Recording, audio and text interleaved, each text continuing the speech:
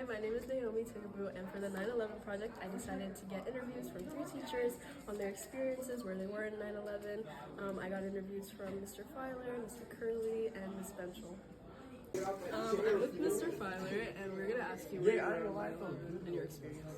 Oh, 9/11? Oh, I was in high school. I think I was in an English class.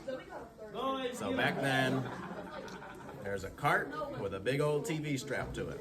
So we were hanging out in there and somebody wheeled that cart in. We knew something was going on. And they put on the news and we watched it. So we kind of just stopped what we were doing for that day. We watched the news coverage of it.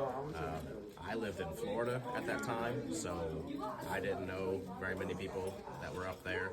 So it wasn't something that was really hit home for me because most of my family were not in the vicinity of that.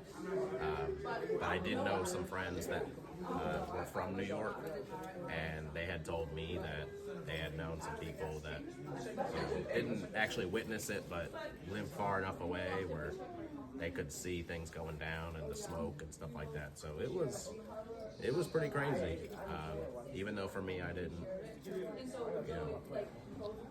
actually feel in any significant effect, from who I know. So. Thank you. No problem. Books from my students who created all the 9/11 newspapers and everything like that. Yeah, That's interesting. Okay, with Ms. McCurley. Where were you during 9/11? I was grading papers at Whites Creek High School and listening to NPR at 7:30 in the morning. And I guess I was one of the first people at my school to understand what was going on because I had first period planning. And so I was listening, and it was kind of, at first they were like, oh, it's an accident. And then when the second plane flew in, it was not. And so went to let people know what was going on.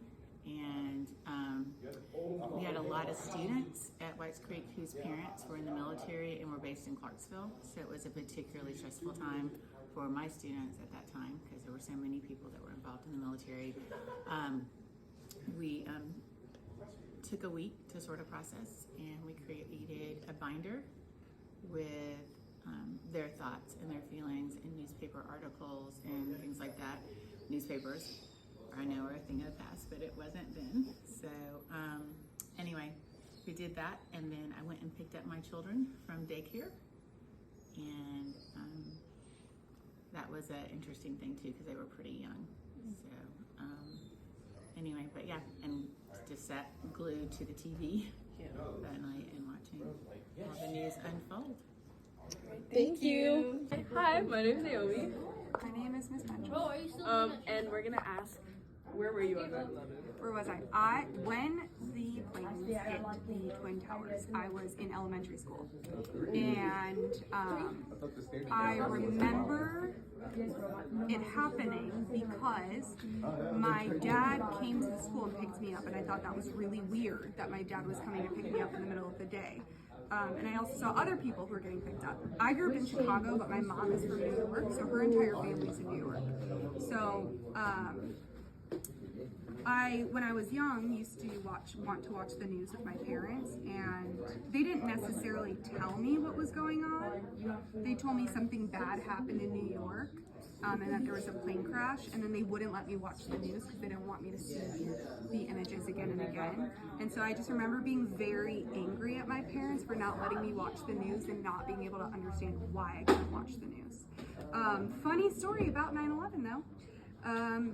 Was it September, October? 2 months later, there was another plane crash in New York. If you don't know about this, in Queens, in Bell Harbor in Queens. And that plane crashed on my cousin's house. Wow. No way. My cousins were able to get out of the house before the plane crashed. No one on the plane survived. It was not a terrorist attack. It was some engine failure or something in the plane, but everyone freaked out because it was 2 months after 9/11. So that I also remember really well because it was my cousins whose house got destroyed because of that. Wow.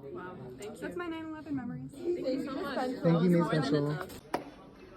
From those 3 interviews from teachers here at MLK, I think it's pretty clear that 9/11 had a long-lasting lasting impact on lots of individuals, and we can see that from the personalized stories that all these teachers were able to give us. Thank you for watching.